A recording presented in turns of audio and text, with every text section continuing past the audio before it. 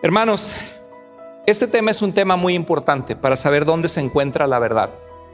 Es un tema interesante porque muchos de ustedes pueden decir, ¿cuál es la raíz de las diferencias entre las iglesias cristianas evangélicas y la iglesia católica romana y los mormones y los testigos de Jehová?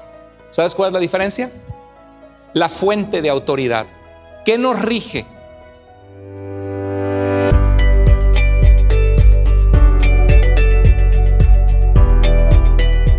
Amén. Dios les bendiga, iglesia. Pueden tomar asiento. Una bendición estar con ustedes. Si tú tienes poquito en Iglesia Vida, hoy es tu primer día, muchas gracias por estar con nosotros. El jueves a las 7 de la tarde, mi esposa Paola guía los estudios bíblicos de integración, que es el primer paso para integrarte a Iglesia Vida, para ser parte, para conectarte. Te animo a que tomes esos estudios tan importantes sobre el discipulado, sobre la vida cristiana, sobre cómo tener una comunión íntima con Dios. ¿Qué significa ser parte de la iglesia? Los valores de Iglesia Vida. Por favor, no te desconectes porque Dios tiene un plan para tu vida. El propósito de Dios no solo es que vengas y escuches un mensaje los domingos, sino que seas capacitado, equipado para servir a Dios y descubras los dones que Dios te ha dado para ser útil para Él. Dice en Efesios 4:11 que Dios pone a los maestros en la iglesia y a los pastores para capacitarte a ti para la obra del ministerio. El ministerio es tuyo, es de toda la iglesia, somos parte del plan que Dios tiene para nosotros. Y hoy vamos a continuar una serie de mensajes que hemos estado haciendo de un pasaje muy importante en Hechos capítulo 20, donde el apóstol Pablo, un perseguidor de los cristianos, alguien que no creía en Jesús, tuvo un encuentro con Cristo que cambió su vida. Él era muy religioso en el judaísmo, él pensaba que el cristianismo era un error, que Jesucristo no había sido el Mesías de Dios, pero tuvo un encuentro con Jesús cuando iba camino a apresar a los cristianos, pensando que eran una secta nociva, y Cristo transformó su vida y se convirtió en un tremendo predicador apasionado por la palabra de Dios. Y yo creo que algunos de nosotros tenemos historias similares.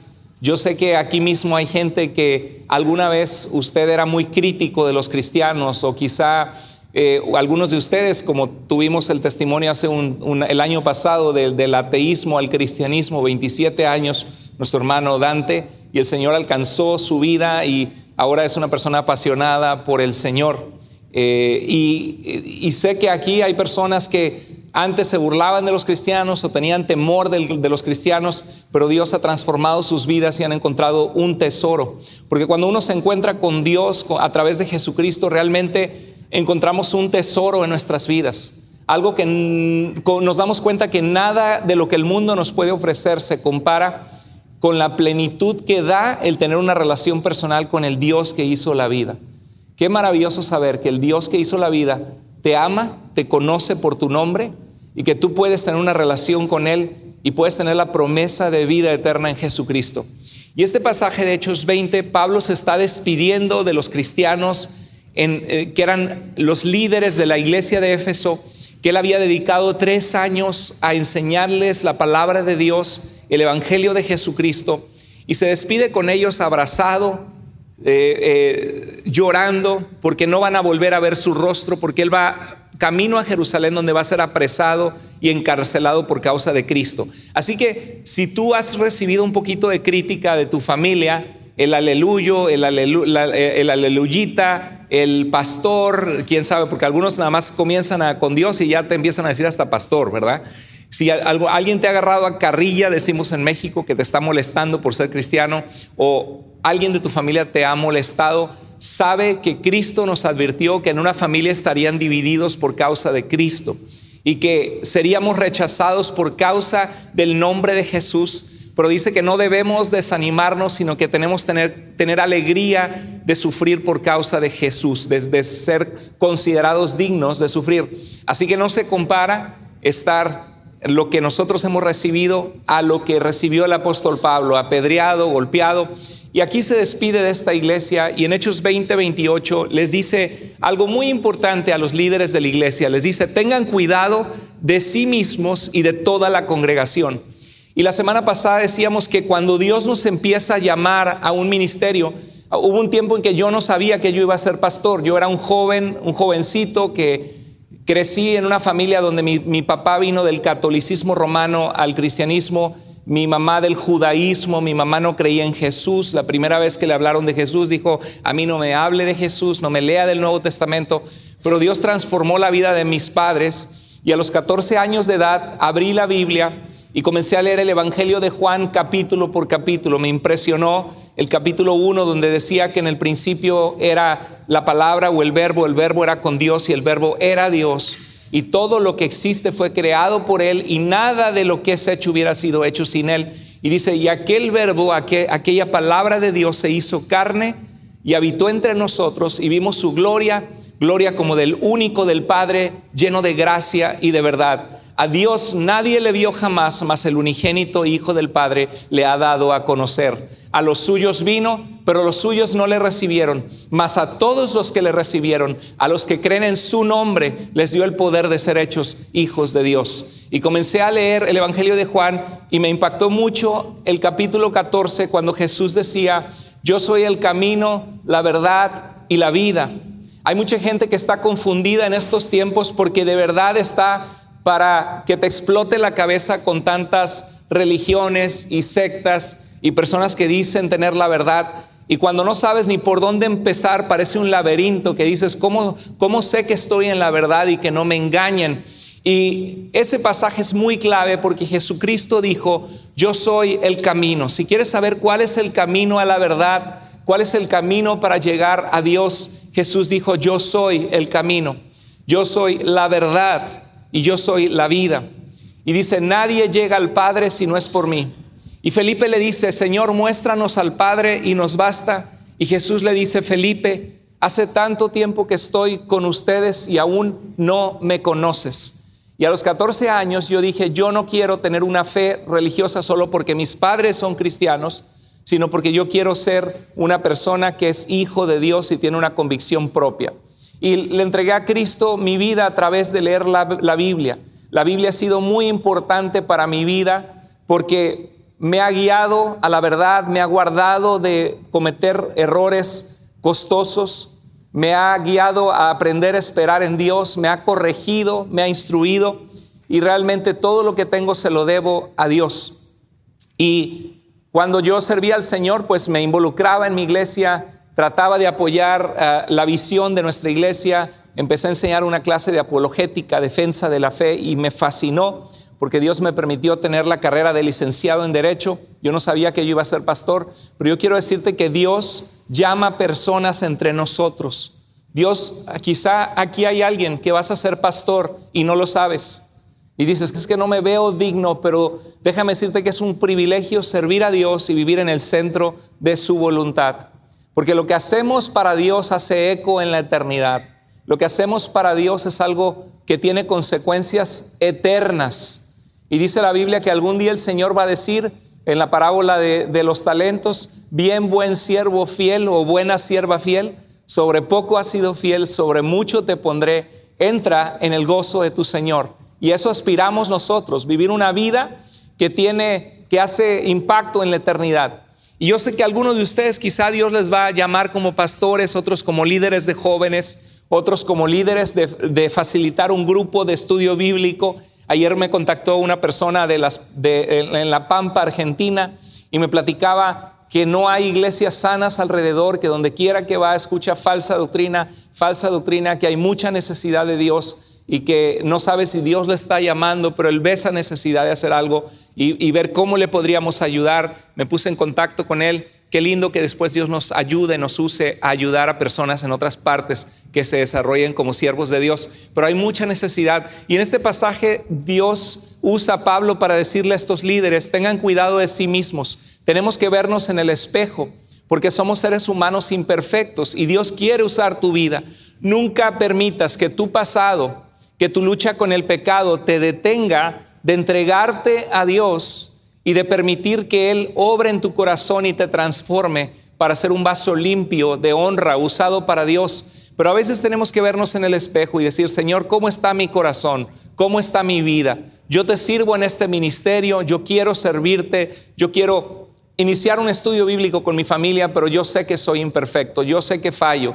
Señor, ¿qué áreas en mi vida hay, viéndome en tu espejo, que tú quieres cambiar en mi corazón? Y permitir que Dios nos transforme. Le dice, tengan cuidado de sí mismos y de toda la congregación, en medio de la cual el Espíritu Santo les ha hecho obispos, o los que les ha puesto para supervisar, cuidar la iglesia. Y dice, para pastorear la iglesia de Dios, la cual Él compró con su propia sangre.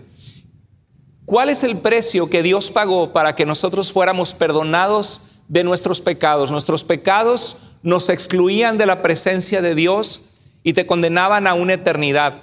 Mientras más años pasan en mi vida, más me doy cuenta de la fragilidad de la vida. Yo no puedo creer que hace 26 años atrás terminé mi carrera. No puedo creer que hace 23 años atrás, 23 años atrás me gradué, terminé la maestría en el seminario y estaba de novio con mi esposa, comprometiéndonos, ya casi 20 años de casados, y volteo hacia atrás y éramos bien jovencitos cuando comenzamos y me veo ahora y ya, primero uno es joven, ¿no? Luego es uno joven más grande y luego termina siendo un joven adulto y después dices, no, ya no soy joven, ya ahora nada más soy adulto. Y luego al rato ya es uno ruco, no, así dicen, ya es uno más grande y digo, bueno, lo que ha pasado el tiempo, le aviento el tiempo para adelante y no puedo creer, voy a tener 60 y tantos años, casi llegando a los 70. O sea, ¿qué es la vida? Es como agua entre las manos que se nos va. Por eso hay que vivirla sabiamente, ¿verdad que sí? La vida se va tan rápido y tenemos que vivirla para Dios. Entonces Dios quiere que nosotros seamos su iglesia y Dios puso pastores para pastorear, cuidar a la iglesia, para que le sirvamos. Y lo que Dios nos usó para comprarnos y reconciliarnos con Dios fue su propia sangre, la sangre de Jesús derramada en la cruz. Por eso valora a Dios, nunca te avergüences de Cristo, porque Él fue a la muerte por ti, fue puesto en una cruz y fue escupido y golpeado y no menospreció esa vergüenza para pagar el precio, para reconciliarte con Él. Tú eres amado, tú eres amada. Dios te amó tanto que dio a Jesús en la cruz por ti y costaste la sangre de Jesús. Por eso deja de estar jugando al cristiano, de solamente buscar a Dios a veces sí, a veces no. Métete con Dios, profundiza tu relación con Dios, porque costaste la sangre de Cristo. Y este pasaje me hace reflexionar la importancia de congregarte. Congrégate y déjate pastorear por el Señor y por la iglesia en la que estás, y es una iglesia sana, por supuesto. Hay buenos pastores, hay malos pastores, y uno debe buscar una iglesia sana, donde se enseña la sana enseñanza de la palabra de Dios, donde hay líderes humildes que aman a Dios, no gente que se siente dueño de las personas, que manipulan, que tratan mal a la gente. Pero si estás en una iglesia buena, déjate pastorear y sé la iglesia de Dios, porque costaste la sangre de Cristo y Dios da la orden a los líderes de la iglesia que pastoreen la iglesia de Dios, que la cuiden, porque costó la sangre de Cristo Jesús. Déjate pastorear. Hay gente que no se deja pastorear. No, a mí nadie me va a decir y yo no voy a prestar atención y yo voy a hacer lo que yo quiero. No, sé humilde, sé sensible a Dios si hay un liderazgo sano. Si no hay un liderazgo sano, por supuesto que no te vas a someter a un liderazgo corrupto, de falsa doctrina, pero si hay un liderazgo sano, sométete al Señor y sé parte. Piensa, ¿cómo puedo ayudar? ¿Cómo puedo ser parte de esta iglesia tan linda donde me siento que Dios me habla domingo a domingo?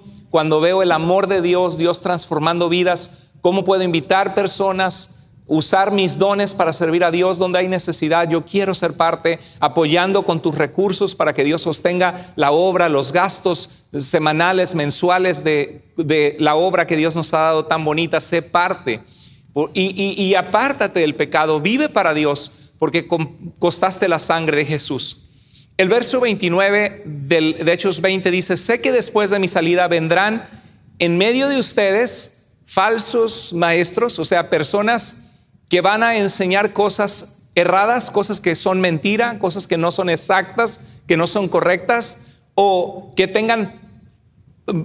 ellos mismos, quizá algunos de ellos han sido engañados y van y enseñan algo que es falso porque ellos mismos fueron engañados, y otros porque son falsos como aquellos que quieren, no sé, venderte pañuelos ungidos por ellos o un pedazo de su corbata por $100 y tratan de agarrar y lucrar con la fe, como nos advierte segunda de Pedro, capítulo 2, que habrá falsos maestros que harán mercadería de nosotros y que por causa de ellos el camino de la verdad será blasfemado. Entonces dice que vendrán en medio de ustedes falsos maestros. Y a veces cuando la gente pasa una mala experiencia, hay mucha gente que cayó entre los mormones. La iglesia de Jesucristo de los santos de los últimos días es una secta errada, falsa. Su fundador tuvo más de 40 esposas, fue encontrado culpable de fraude y es una iglesia muy grande. En los mismos videos de nuestra iglesia meten comerciales y tú buscas un mensaje de Iglesia Vida y le pones like o lo que sea, vas a ver el mensaje y te dice: hola, somos los misioneros mormones y queremos compartirte para que tú conozcas a Jesús, porque Dios te ama y quiere que aprendas a orar y a conocerle. Y creo que se llama Busca Jesús, el sitio web o algo así. Y tú lo ves y dices: ay, es cristiano, me salió en Iglesia Vida. Y te metes y te metiste a la trampa del ratón, te metiste a los mormones, que no tienen, ni siquiera es una iglesia linda de Jesucristo ni nada que ver. Porque los mormones dicen que nosotros nacimos en el cielo antes de venir acá y que Dios tuvo relaciones sexuales con esposas y que nosotros somos preexistentes y que Dios quiere que sepamos que somos divinos y que el propósito de Cristo de haber muerto en la cruz es exaltarnos nosotros y llegar a ser dioses. Cuando Isaías dice: vivo yo, dice el Señor, que antes de mí no fue formado Dios, ni después de mí lo será. He aquí que yo soy Yahweh o Jehová o Yahweh o Dios y no hay otro. Y la mentira de Satanás en el huerto era buscar adquirir la sabiduría y ser como Dios.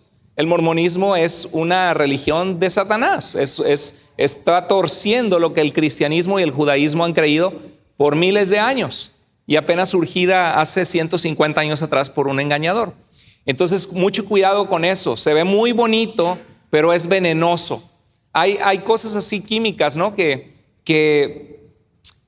parecen bonitas, tintes de cabello y hasta productos para la jardinería, y ¡ay, qué bonito el resultado! Pero ya que le lees la etiqueta dice peligro, peligro, y ves que son cosas que después causan cáncer. Y a veces hay cosas que se ven bonitas pero que son peligrosas.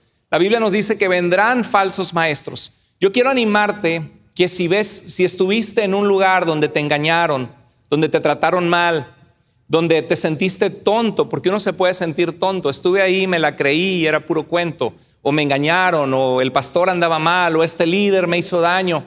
Y lo que pasa es que mucha gente queda muy lastimada y herida. Yo le pido a Dios que nos permita crecer invitando a nuestros amigos, familiares que no conocen a Jesús y que sepan el valor, la riqueza que hay en conocer a Dios. Que esto no es solo una religión, sino es una relación con un Dios vivo y verdadero que nos ama, que es real, que es poderoso, que llena nuestro ser como nada más lo llena. Pero quiero en mi corazón también que si Dios trae personas que vienen lastimadas de alguna secta, de alguna iglesia, de algún lugar que los lastimaron, que nuestra iglesia sea un lugar donde sean recibidos con amor. Y yo sé que cuesta trabajo, no es como, perdón la comparación, un gatito o un animalito, una mascota, un perrito que lo maltrataron, ¿no? Y le pegaron en la calle y le daban patadas y le aventaban piedras y le pegaban. Y luego llegas tú y le das de comer al perrito y levantas la mano así para acariciarlo y te tira, ¿no? Porque dice, me va a pegar porque así me han pegado antes. Y hay gente que viene lastimada de su pasado y cuesta mucho volver a abrir tu corazón y ser vulnerable. Yo no te digo que te abras a la primera. Dios nos dio esos instintos para tener cuidado, para que nadie abuse de nosotros, para no confiar inmediatamente y entregarnos en manos de algo o alguien que nos lastima. Pero sí, tampoco cerrarte y privarte de conectarte, de conocer gente, de crecer con otros. ¿Están conmigo? ¿Sí? Amén. Tenemos que abrir nuestro corazón porque Dios trabaja en medio de nosotros en las relaciones interpersonales. Entonces yo quiero animarte a que no te sorprendas si hay falsos líderes, si hay gente que habla de Dios y te llevas un fiasco. No te desanimes en tu fe. ¿Dónde, iglesia, tenemos que poner nuestros ojos según el libro de Hebreos en el capítulo 12? Al correr la carrera de la fe, ¿dónde hay que poner los ojos? En Jesús. Puestos los ojos en Jesús, el autor y consumador de nuestra fe. Tenemos que poner los ojos en Cristo. No te sorprendas, no te desanimes. Y continúa diciendo el apóstol Pablo a los líderes de la iglesia de Éfeso: también de entre ustedes mismos se levantarán algunos hablando cosas perversas para arrastrar a los discípulos tras ellos. Tenemos falsos líderes que quieren arrastrar a la gente para que los siga, pero lo que están enseñando es algo contrario a lo que Dios ha revelado. O muy sutilmente tuercen las escrituras, como dice Pedro, para su propia perdición. Te citan la Biblia, pero la sacan de contexto. Entonces, no te dejes arrastrar por el error, sé firme. Hay una ilustración que les he contado en el pasado, muy conocida en el mundo cristiano, que dice que los agentes del FBI, cuando buscan dinero falso, falsificación de billetes de dinero, no tienen que estudiar todos los billetes falsificados. A ver, muéstrenme, traigan el maletín de todos los falsificadores de billetes. Vamos a estudiarlos y verlos, a ver cómo los torcieron, sino que lo que hacen es que se familiarizan con el billete verdadero, conocen la textura del papel, cómo se ve cuando el papel se moja, cómo se ve contra la luz, la firma del secretario del Tesoro, los códigos, los números, el tipo de tinta, y conocen tanto el billete verdadero que cuando ven un billete falso lo reconocen porque conocen la verdad. Y que seamos cristianos que abrimos la palabra de Dios y acostumbramos a leer mínimo un capítulo de la Biblia todos los días. Subraya tu Biblia, lo que Dios te habla, y empiezas a conocer quién es Dios, lo que Él desea de nuestras vidas. No te preocupes si hay algo que no entiendes. Va a haber pasajes difíciles de la Biblia, por supuesto. Va a haber pasajes rarísimos, como 1 Timoteo 2, que dice que la mujer fue engañada y no el hombre, y que se salvará engendrando hijos. Y dices, pues, ¿quién es el machista que escribió esta parte de la Biblia? ¿Cómo? ¿Pero cómo?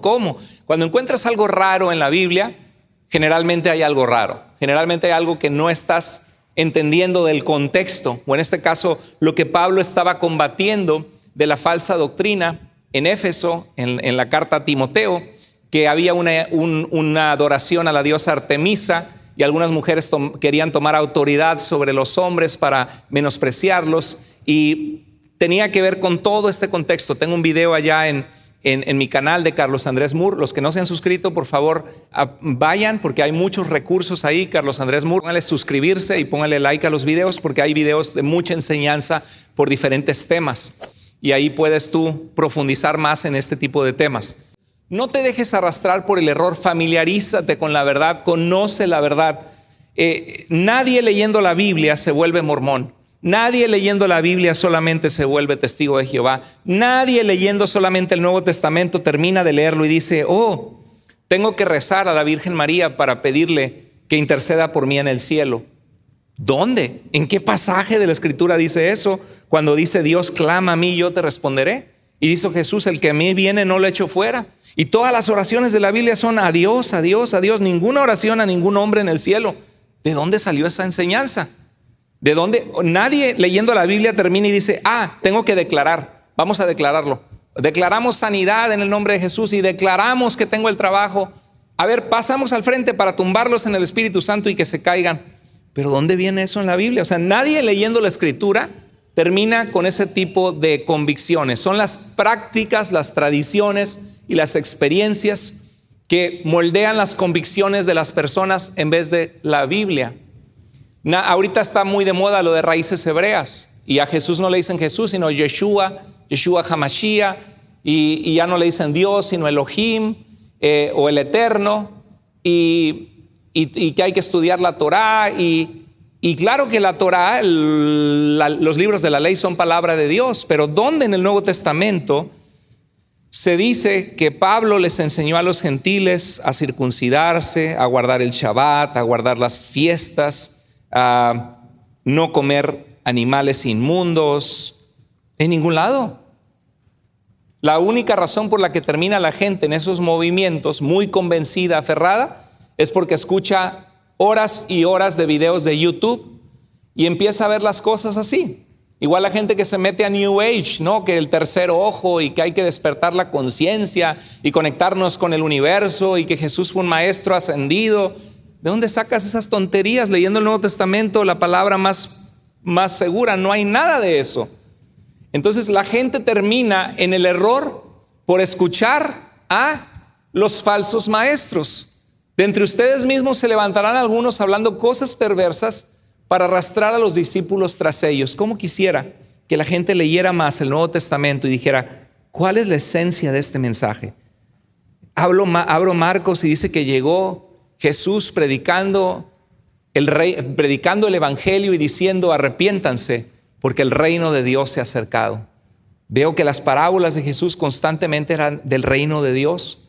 Veo que en Apocalipsis termina hablando de la iglesia que tiene acceso a la presencia de Dios a través de la sangre de Jesús, que algunos emblanquecieron sus ropas o su vida a través de ser perdonados por el sacrificio de Jesús. Yo veo un evangelio centrado en Jesús, en las buenas noticias de arrepentirnos. No veo nada allí de que guardemos Shabbat, de que nos sometamos al sumo pontífice como papa, de que Dios en el cielo nos engendró y que podemos ser exaltados. Puras tonterías, puras cosas que no vienen en la revelación de Dios. El mejor antídoto para no caer en el error es creer en la palabra de Dios y leerla. Y claro, lo más confuso es que muchos la usan, pero sacada de contexto. Hechos 20:31 dice, continúa Pablo diciendo, por eso estén, ¿cómo debemos estar? Alertas. Si hubiera una guerra y tienes un fusil o una metralleta y un casco y todo, ¿vas a estar ahí acostado en una hamaca rascándote la panza?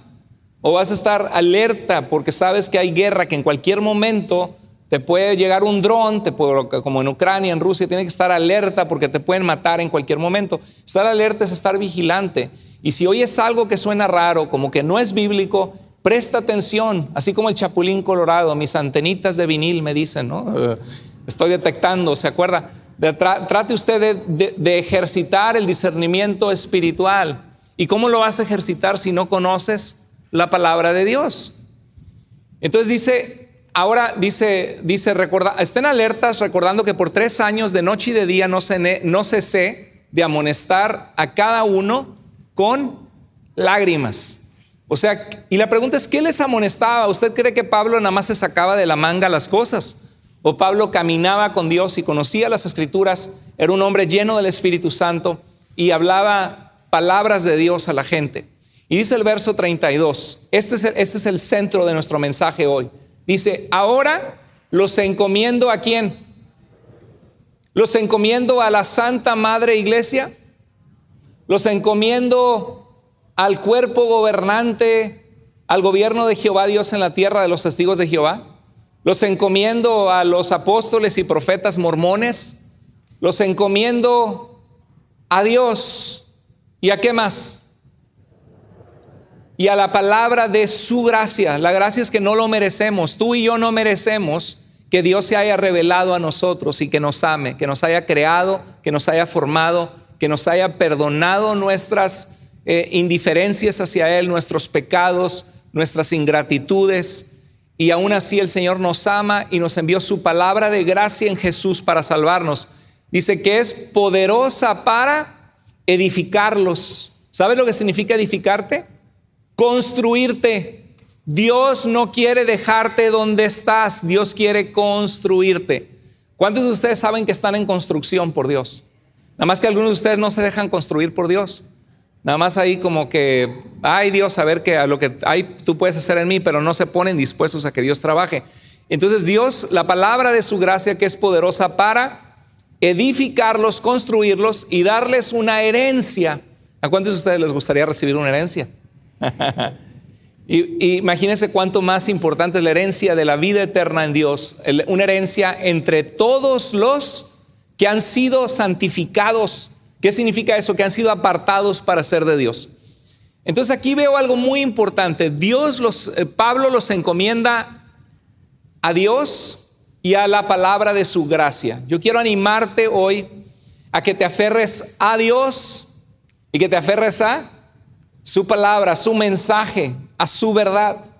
Que la leas, que la conozcas. No te preocupes por los pasajes difíciles. Claro que hay pasajes difíciles en la Biblia, porque hay diferentes tipos de géneros literarios, de libros. La Biblia tiene alrededor de 40 autores escritos en un periodo de 1500 años, empezando desde hace 3500 años atrás, que fueron escritos en diferentes circunstancias históricas, motivados por diferentes situaciones, como para que existan suficientes excusas para que la gente saque la Biblia de contexto o no pueda entender algunos pasajes de la Biblia.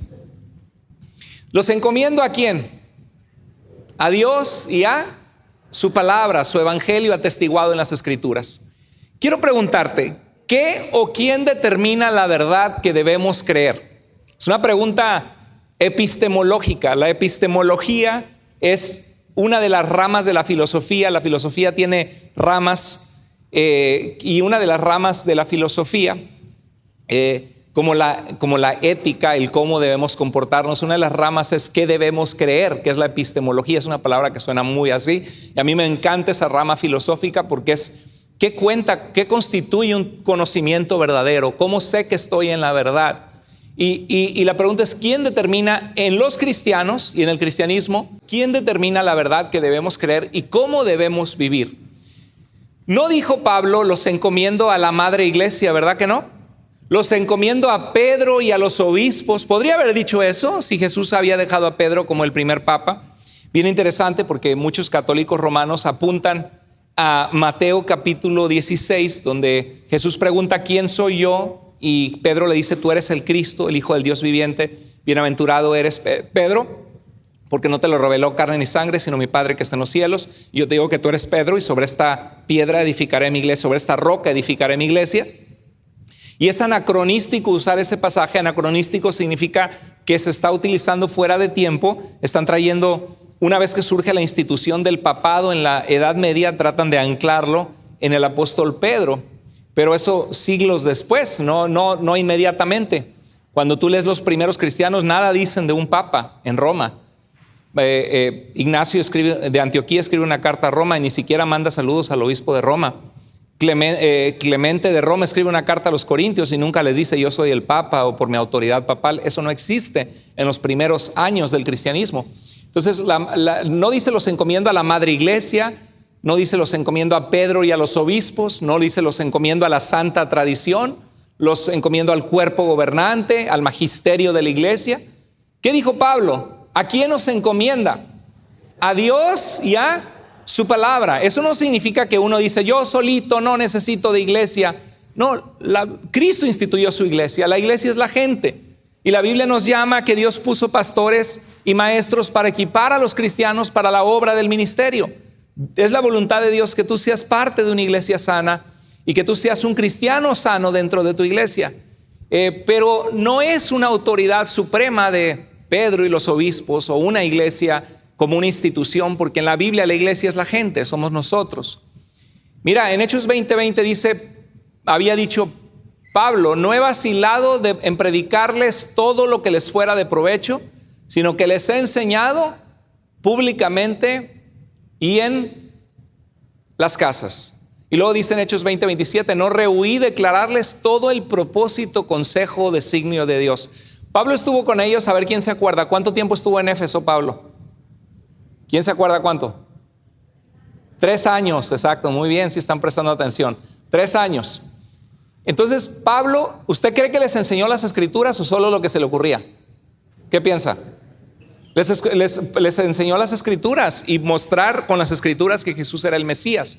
En la carta a los romanos, que es una carta que Pablo escribe a los cristianos en Roma, tiene 16 capítulos. Por cierto, Pablo nunca manda saludos a Pedro ni a ningún papa.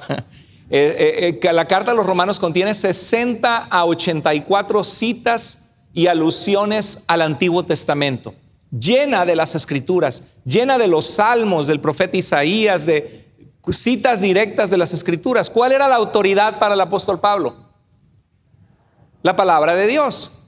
En Hechos 17:11 dice que los de Berea eran de más nobles corazón que los de Tesalónica, porque estaba en la sinagoga de los judíos de Berea, y dice que eran más nobles que los judíos de la sinagoga de Tesalónica. ¿Por qué eran más nobles? Porque recibieron la palabra ¿de quién? De Dios.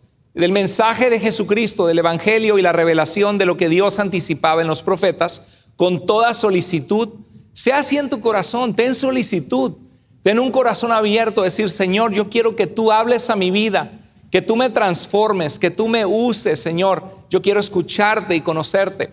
Dice que escudriñaban diariamente las Escrituras para ver si estas cosas eran así. Estamos en una generación que está en el hoyo, de verdad. Porque hace poquito compartí que nuestros hijos van a la escuela alrededor de 6 horas todos los días, 5 días a la semana, van 30 horas a la escuela cada semana y pasan, el promedio de los niños pasa 7.5 horas diarias frente a un celular, una tableta o la televisión. Y esos son 114 días de los 365 días del año, 114 días sin parar frente a una tableta. Y por eso, pues puras imágenes, colores, videos editados con equipos de muchos profesionales, editores, caricaturistas, videos donde se están aventando un clavado donde hay 30 metros abajo, donde se están aventando de un columpio y saltan en el aire y abre un paracaídas. Ya ves los shorts de YouTube que se puede uno picar viendo, ay, ¿qué pasó? ¿Qué hicieron? Y agarraron una botella, le echaron Mentos y ¡pum! Explotó. Y los niños viendo todo eso y llegan a la iglesia, o tú les abres: hijo, siéntate, te voy a leer la palabra de Dios. Entonces comienzas: después de semejante muestra de fidelidad por parte de Ezequías, Sennacherib, rey de Asiria, marchó contra Judá y sitió la ciudad fortificada, dispuesto a conquistarlas. ¿Dónde están los carros que explotan, los carros que brincan, Fast and Furious? ¿Dónde están las pistolas que salen y los mentos que avientan cosas y se avientan? Qué aburrido ir a la iglesia, mamá, no quiero ir a la iglesia. Ay, ¿por qué no viene su hijo? Es que dice que está aburrido, lo deja en casa. Oiga, ¿y por qué no lo deja para no ir a la escuela? No, la escuela sí tiene que ir. ¿Y la iglesia qué? Es la formación espiritual. Vivimos en una generación torcida. ¿Y qué eres? ¿Hombre o mujer? No, ya hay muchos tipos de géneros. Y está Starbucks y todas las compañías. Mes de junio, mes del orgullo. Debemos celebrar el mes del orgullo heterosexual. Un hombre, una mujer, bendecidos por Dios, que producen una familia, que de allí venimos todos, y sin ese orgullo no existiríamos ninguno de nosotros. ¿Sí?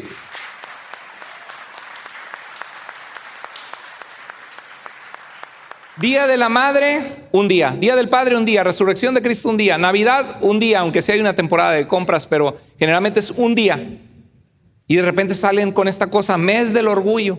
Un mes, y hasta la Casa Blanca con banderas y en Netflix todo con ponis y colores. Y dices: ay, qué bonito, una caricatura. Ay, para mis hijos que vean la caricatura.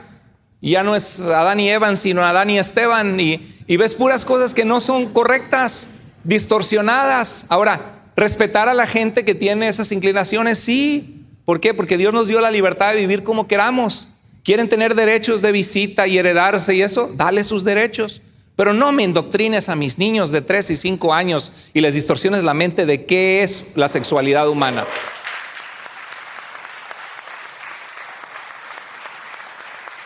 Y lo terrible es que ves iglesias que ya tienen personas así, casando personas así, cosas que son contrarias. Y en los deportes hubo una audiencia ante el Congreso esta semana y había una nadadora muy condecorada que dio un testimonio porque hay un nadador que se cambió el nombre Lía. Me tocó esta semana, fui a una tienda y de repente veo un muchacho bien fuerte, grande, musculoso sus brazos, pero tenía pecho de mujer. Y le veo el nombre y dice Vanessa. Y pues nada más le dije, hi, how are you? Y lo saludé y como si nada, no menospreciamos a las personas, nos da tristeza en nuestro corazón. Pero hay un hombre que dice, yo soy mujer, y se hizo mujer y compite en natación y ganó el primer lugar y rompió récords y todas las mujeres que se esforzaron en nadar y en competir desde chiquitas yendo a natación, ya ahora es segundo lugar y no le dan la beca, no la condecoran. ¿Por qué? Porque vino un hombre que se cree mujer y ya le ganó. Es absurdo que compita un hombre, ok, quieres hacer con tu vida lo que sea, sí, pero no, tus derechos acaban donde los derechos de otros comienzan. Y esta nadadora estaba en el Congreso, le preguntó un congresista a una mujer defensora de derechos civiles, le dijo, a ver, le dijo, ¿cuántos géneros sexuales hay? Además de hombre y mujer, no, pues hay muchos. O sea, género sexual es cuestión de biología, es lo que eres al nacer, no es cómo tú te sientes. Hasta hubo un experimento por ahí donde decía, es que yo soy blanco pero me siento negro. ¿Está mal que yo me sienta de raza negra si soy blanco? Sí, eso está súper mal, decía la gente. No te puedes apropiar de otra raza que tú no eres. ¿Y cuál es la diferencia si soy hombre y me siento mujer o si soy mujer y me siento hombre? ¿No? Porque biológicamente no eres eso, porque si no es cuestión de biología, pues también esto. Entonces, el problema es de que esta mujer que vino a dar en el Congreso testimonio, dijo, mi esposo, dice, yo soy una nadadora mucho más condecorada que mi esposo. Dice, tengo un ranking mucho más alto como nadadora que mi esposo. Dice, pero cualquier día de la semana, hasta con flojera, mi esposo siempre me gana en natación. O sea, si ella es, no sé, por decir, rankeada número 50 y su esposo es 250, como hombre, siempre le gana a ella.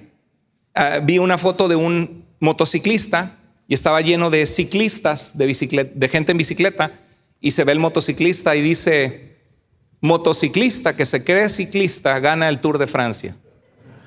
Pues claro, es injusto. ¿A dónde hemos llegado? Y ahora le quieren enseñar a los niños todas estas cosas, las caricaturas de Netflix. Mucho ojo, esta semana vi una caricatura que se veía bonita y empecé a ver algo raro y de repente... Y te ponían bonito el diálogo y ya que checabas aparecían dos hombres como besándose, alguna cosa así. Y uno como padre está en la luna. Me voy a trabajar, ponle la caricatura a los niños. Y no sabe uno ni lo que están viendo. Y las iglesias, pues como hay presión social y pobrecita la gente que sufre. Sí, pobrecita, está el evangelio de Cristo. Les tendemos la mano, oramos por ellos. Sabemos que van a luchar con cosas así como tú, como heterosexual. Luchas por la integridad en tu vida contra las tentaciones sexuales. Cada uno tiene una lucha que pelear contra el pecado, pero no tenemos que entregarnos a las mentiras de Satanás que distorsionan la verdad de Dios. Un hombre, si analizan los huesos de gente muerta, biológicamente dicen era hombre, era mujer. No dicen, a ver, déjame ver cuál de los 100 géneros salió. Y que no soy binario y que soy cisgénero y como yo no soy, creo que salió una película ahora de superhéroes de Marvel que se llama Flash, ¿se acuerdan? ¿Sí? Y parece que el actor se llama Ezra, algo, y parece que él no se siente, dice, no soy hombre ni soy mujer, y se dice nosotros. O sea, tú no tienes que decirle, hola, ¿cómo estás tú? No me digas tú, soy nosotros. Pero es que sí, porque puedo ser hombre, puedo ser mujer, soy nosotros. ¿Qué pronombre quieres? Y hasta les entrenan en el trabajo y en los trabajos de Google y de Starbucks y todo. Mira, para respeto tienes que enseñar a hablarle a las personas así. ¿Qué pronombre quieres usar nosotros? Hola, ¿ustedes cómo están? Pero nada más son uno, pues sí, pero él quiere que le digan ustedes. O sea, ¿a dónde hemos caído? Él me dice tú y yo soy ella, ¿no? Me dice él y yo soy ella. Lo voy a demandar porque no me respeta mi identidad. O sea, lo que se te haya metido a ti a la cabeza, a mí que no me obliga a mí a tener que hablarte a ti como tú te percibes, ¿no? Tú puedes creer que eres un jirafo o una vaca lechera, pero eres un ser humano y no por eso te voy a decir, hola vaca, ¿cómo estás? ¿Cuánta leche has dado últimamente? Hay cosas que la gente está en el hoyo ahorita y todos aplaudiendo, sí, los derechos del orgullo. La verdad estamos en un mundo torcido, errado. 2 hombres y 2 mujeres no pueden anatómicamente, no están hechos, diseñados por Dios para tener intimidad sexual y mucho menos diseñados por Dios para generar la vida. Dios es un Dios que quiere que la vida se genere, por eso dijo fructifíquense y multipliquen, llenen la tierra. Y era parte de la función que Dios puso. Ahora, hay gente que batalla, que está confundida, sí. ¿Tenemos que insultarlos? No. ¿Tenemos que amarles en Cristo? Sí. Pero eso no significa que todo el mundo de repente hasta vas a Target y camisa celebrando las cosas torcidas de Satanás y del mundo. O sea, y nadie dice nada, ¿no? Creo que hay más de 100,000 empleados o 200,000 empleados en el mundo de Starbucks, esta cafetería, y salió una noticia que dice 3,500 empleados de Starbucks se quejan porque ciertos Starbucks quitaron las banderas y las decoraciones. Yo no quiero llevar a mis hijos a un restaurante. Papá, ¿qué son esas banderitas? ¡Qué hermoso! ¡Wow! ¡Rainbows! ¡Qué bonito! ¡Rainbows! Ah, hija, es que es el mes del orgullo gay. Yo, ¿qué tengo que estarle diciendo a mi hija ese tipo de cosas a los 6, 7 años? Hay gente que no estamos de acuerdo, que ese tipo de cosas nos duelen, que son contrarias a la voluntad de Dios. Abres la Biblia y dice que los hombres dejaron el uso natural y las mujeres también, y se encendieron en su lascivia o deseos sexuales, hombres con hombres, mujeres con mujeres, por lo cual Dios los entregó una mente reprobada para hacer cosas que no convienen, estando atestados de toda injusticia, de toda inmoralidad sexual. Esto es en el libro de Romanos. No te acostarás con varón como con mujer, porque es cosa abominable, dice el Señor.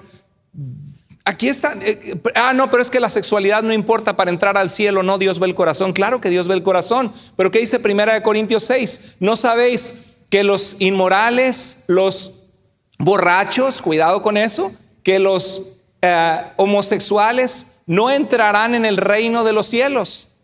¿Quién lo dijo? Dios. El apóstol Pablo, inspirado por Dios, 1 Corintios 6. Y dice, y esto eran algunos de ustedes, pero ya han sido lavados, ya han sido limpiados por la sangre preciosa del Señor.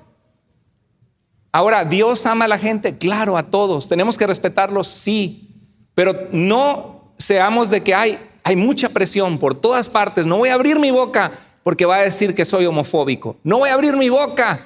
Aunque le enseñen esto a mis hijos y venga un travesti a leerle a mis hijitos un cuento de niños, porque van a decir que soy intolerante.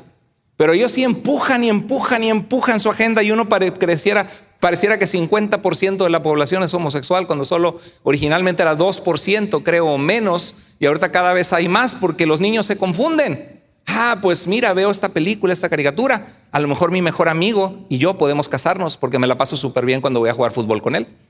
¿Sí? ¿Y qué pasa? Que la gente hace a un lado la palabra de Dios y dice, me dejo guiar por lo que siento, por lo que creo, por lo que pienso, en vez de escudriñar diariamente las Escrituras para ver si estas cosas, ¿qué? Eran así. La palabra de Dios muestra quién es Dios, quiénes somos, cómo relacionarnos con Dios, qué debemos creer en cuanto a Dios y cómo debemos vivir. Es que todas las religiones te llevan a Dios. Es que sí, suena justo, ¿no? Pues todos son como diferentes maneras de escalar la misma montaña, o todos los caminos llevan a Roma. Pues tú lo que tú crees, yo creo otra cosa, pero todos los caminos llevan a Dios. Y suena muy bonito, y como nos aceptamos, no, pues sí, para no llevarle la contra a nadie. Pero nos olvidamos que Pedro se para en Hechos 4:2 y dice, y en ningún otro hay salvación, porque no hay otro nombre bajo el cielo dado a los hombres en el cual podamos ser salvos. Habla de Jesucristo. Entonces no es popular, pero esa es la verdad, y cada quien tiene una convicción. No todas las religiones son iguales, pero llega un punto en que nos dejamos guiar. El cristiano promedio, no, pues hay cosas que ni cree de lo que la Biblia revela. ¿Por qué? Porque vivimos un cristianismo basado en lo que siento. Si yo siento y mis emociones me dicen esto, esa es la verdad. Y aunque la Biblia diga otra cosa, no importa. Pues cada quien la interpreta, la malinterpreta. Yo creo lo que creo. Pero la palabra de Dios nos dice qué creer en cuanto a Dios, y nos dice cómo debemos vivir, nos guste o no nos guste. Ahora, tú no puedes ir contra la verdad. Dios te permite vivir tu vida. Si quieres, no creas en Dios. Un día vas a morir. Y dice la Biblia que ha establecido Dios morir y tener un juicio ante Dios. Yo puedo decir, la pared no creo que sea dura, yo creo que mi cuerpo puede traspasar la pared. Bueno, pues tú puedes creer lo que quieras.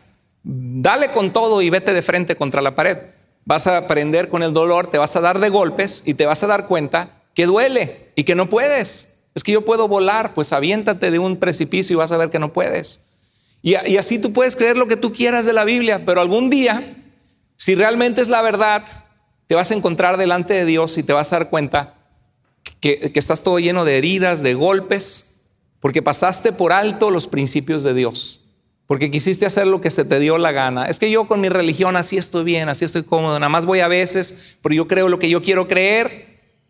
Está bien, Dios te da la oportunidad de hacerlo, pero te animo a que seas sabio, que leas la palabra, que conozcas a Dios, porque los principios de Dios no puedes ir en contra.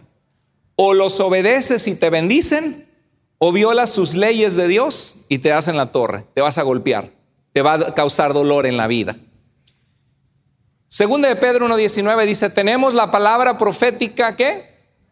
Más segura, a la cual ustedes hacen bien en prestar atención, como a una lámpara que brilla en el lugar oscuro hasta que el día amanezca. Imagínate que está todo oscuro y te das de golpes, te lastimas, te caes en un hoyo, te cortas, te raspas.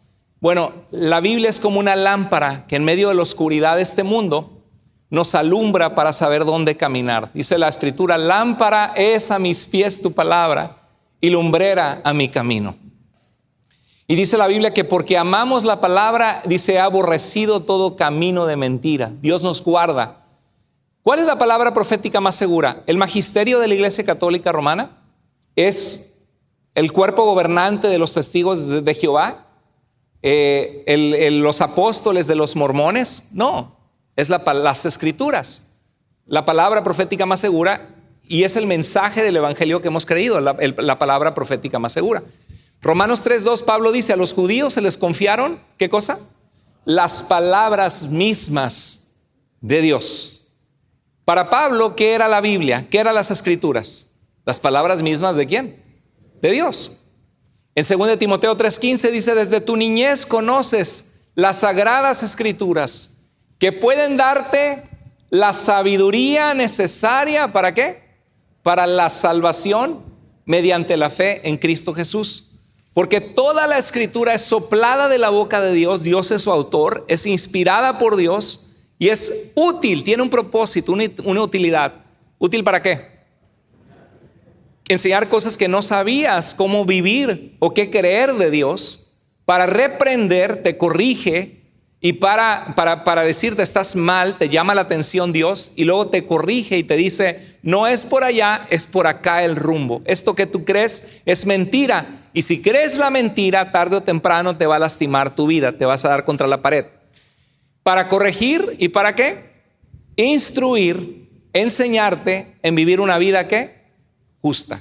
La Biblia no solo es para saber más, sino para que tengamos en nuestra vida amor, que tratemos a la gente con amor, con respeto, que mejoremos las relaciones familiares, que tomemos decisiones de vida justas, correctas, que honran a Dios. Miren, hay un principio que los cristianos creemos, algunos le dicen prima escritura, que la escritura es la primera sobre cualquier otra fuente, otros le dicen sola escritura, porque en la reforma se dieron cuenta los reformadores que había indulgencias que la Iglesia Católica Romana vendía para construir la Catedral de San Pedro en Roma. Y empezaron a ver, al revisar las escrituras y los primeros padres de la iglesia, que había cosas que habían surgido que no eran bíblicas.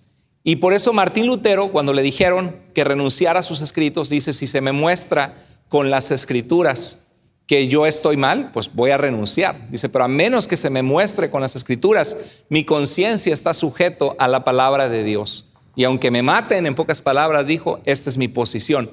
Entonces, en la reforma, la sola escritura fue un principio que reconoció la autoridad suprema de las escrituras para aclarar la verdad. Cuando los cristianos se apartan de la verdad, el principio es que debemos volver a las escrituras.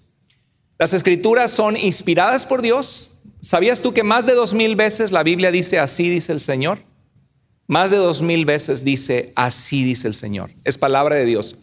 Dice, y dicen la verdad, dijo Jesús, santifícalos en tu verdad, tu palabra, Señor, lo que viene de tu boca, lo que tú hablas, lo que tú nos dices, tu palabra es verdad.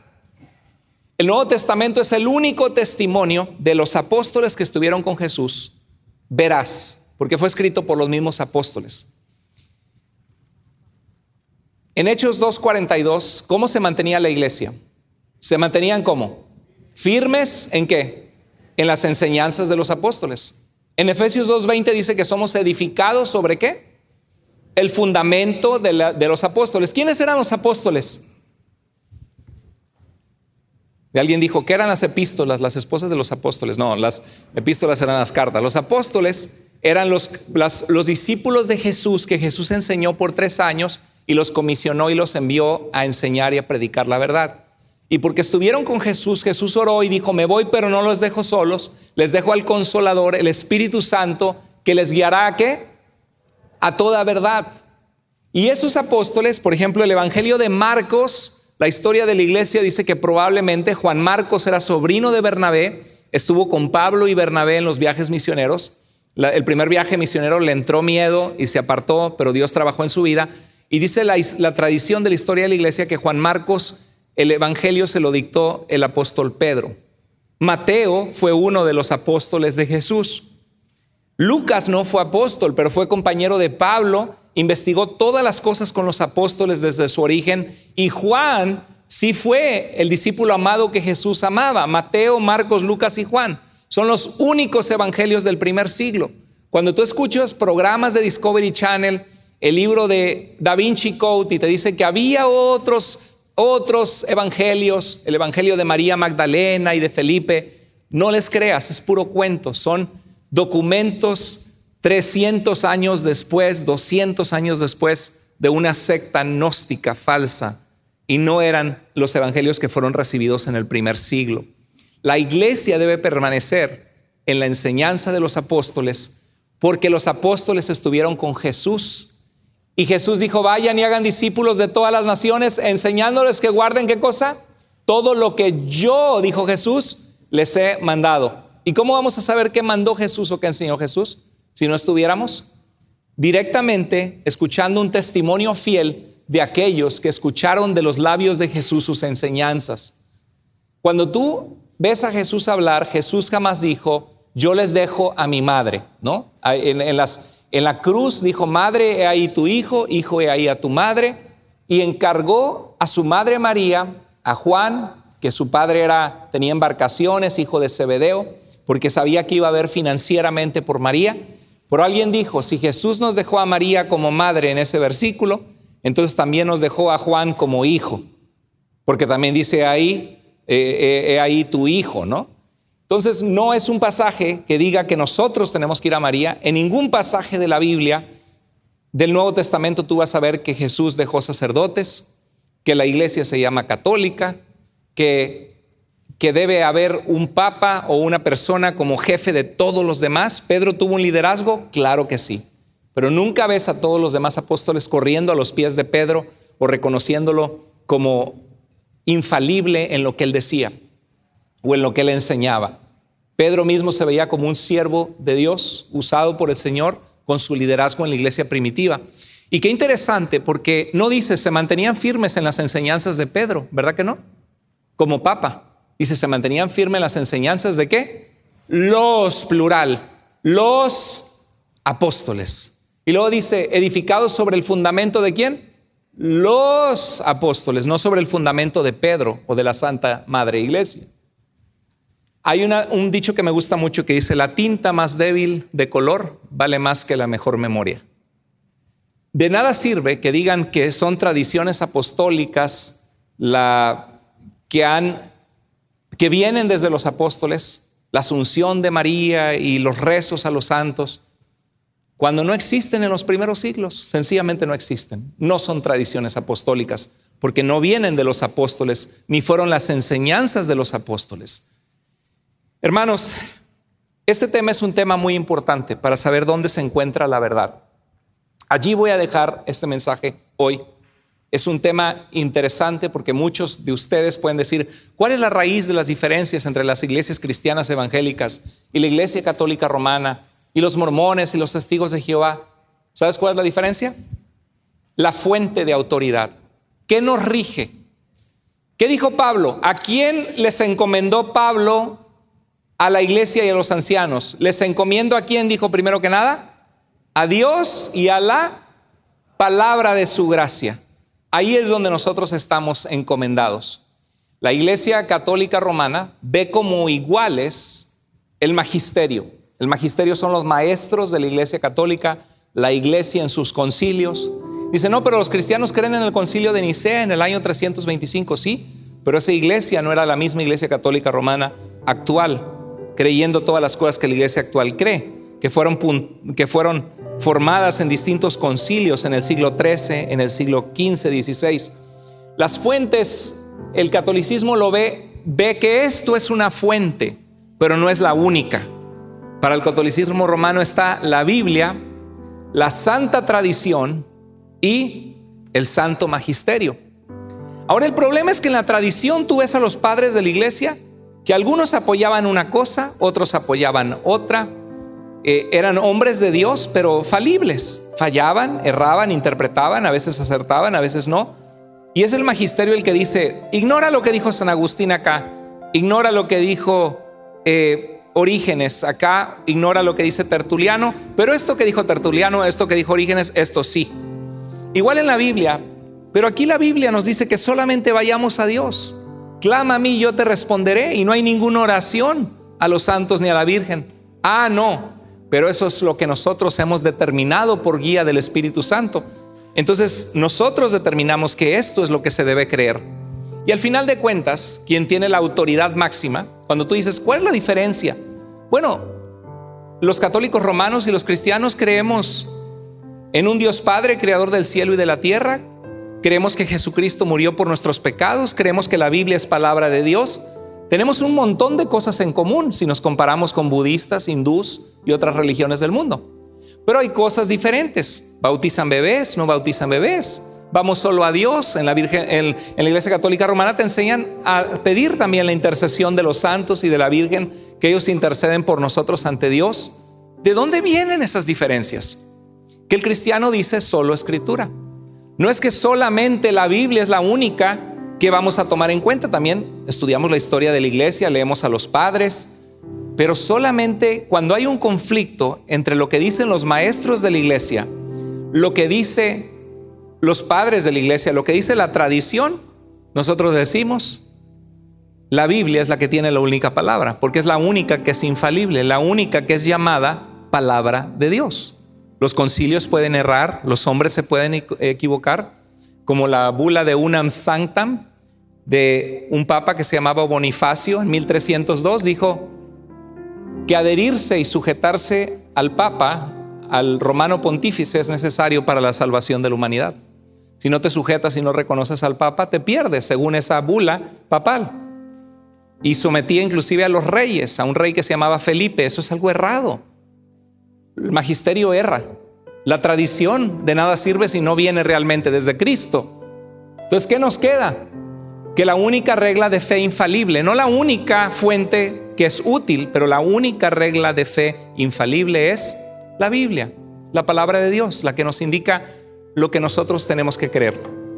Y los cristianos tenemos que ser recordados de eso también, porque muchas iglesias andan con apóstoles y profetas y practicando cosas que no son tan bíblicas y no vienen en la Biblia.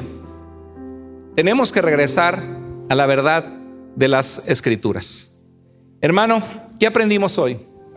Lo que aprendimos es que no debemos desanimarnos cuando vemos malos ejemplos, cuando vemos falsos maestros, gente que usa las cosas de Dios para engañar. Nuestros ojos deben estar puestos ¿en quién?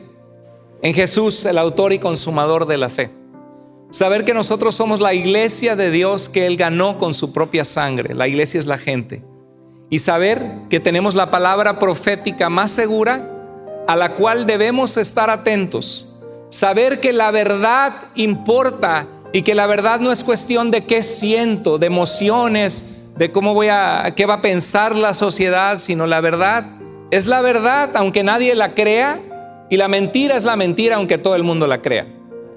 Y la verdad, al final de cuentas, te guarda, te protege tu corazón. Dios bendice la verdad. Dios te bendice si estás en su verdad. Yo te animo a que te lleves el reto de decir esta semana, si he descuidado mi lectura de la Biblia, voy a agarrar los evangelios, las cartas de Pablo. Si hay cosas raras que no entiendo, pues ya le pregunto al pastor o compro una Biblia de estudio, la Biblia del Diario Vivir. Pero yo quiero que Dios me hable. Y yo quiero ver con mis propios ojos consistentemente cuál es el mensaje de este bendito libro que Dios nos ha dado para que nuestras vidas sean guiadas a la verdad y podamos ser transformados a la imagen de Jesús a través de su palabra. Vamos a orar al Señor. Bendito Dios y Padre, Señor, ten compasión de tantas personas, Señor, que están siendo arrastradas por tantos movimientos falsos, sectarios, errados. Tanta gente, Señor, que está practicando cosas por tradición, cuando tu palabra nos dice, Señor, que no debemos invalidar tu palabra, la palabra de Dios, por la tradición de los hombres. Señor, ayúdanos a vivir anclados en tu verdad. Toca nuestro corazón, guíanos a toda verdad, Señor. Ayúdanos a pasar tiempo contigo cada día, siendo equipados, Señor, para vivir para ti. Danos convicción de tu palabra, de tu verdad, Señor. Como dice las Escrituras, que podamos resplandecer como estrellas en el firmamento, en medio de una generación torcida y perversa, Señor. Llénanos de tu amor para hablar la verdad en amor. No queremos ser antisociales, ni críticos, ni pasándonos, Señor, atacando a la gente, sino hablando tu verdad, Señor. Dejando que tu verdad descorra la ignorancia y las tinieblas de personas que no te conocen, Señor, y que no conocen lo que tú has revelado. Cuídanos, Dios, cuida nuestro corazón, cuida nuestra iglesia, cuida nuestras familias, cuida nuestros hijos. Rogamos por ellos. Te pedimos por la sexualidad de nuestros hijos, que les guardes de dolor, Señor, de cometer errores que lastiman, que duelen, que traen sufrimiento. Llénanos de tu palabra para guiarles a tu verdad, Señor, y ser consistentes en leerles la Biblia, en platicar con ellos, en hacerles preguntas, Señor. Padre, ayúdanos a ganar la batalla en nuestra mente contra el pecado, contra el mundo, contra la seducción que nos rodea. Cuídanos, Señor. Así como estamos, rápidamente, si Dios habló a tu corazón y tú quieres decirle: Señor, tú hablaste a mi vida hoy, quiero comprometerme a ser más intencional en leer tu palabra todos los días, Señor, aunque sea un capítulo, subrayar, conocerte, aprender a conocer de tu palabra, Señor, y que tu palabra guíe nuestra vida. Señor, quiero equiparme y no ser arrastrado por todo viento de doctrina, creyendo lo que me cuentan allá, lo que me cuentan acá, sino quiero realmente ver lo que tu palabra dice, Señor. Si Dios habla a tu corazón hoy, levanta tu mano en tu lugar, dile: Señor, hablaste a mi vida, gracias por hablar a mi corazón. Dios te bendiga, hermano. Dios te bendiga, querida hermana. Dios te bendiga. Dios te bendiga, Dios te bendiga. Gloria a Dios. Señor, gracias por hablar a nuestro corazón. Te amamos y te alabamos, Señor, y queremos de ti cada día más, Señor. Oramos en el nombre precioso de Jesús. Amén. Amén.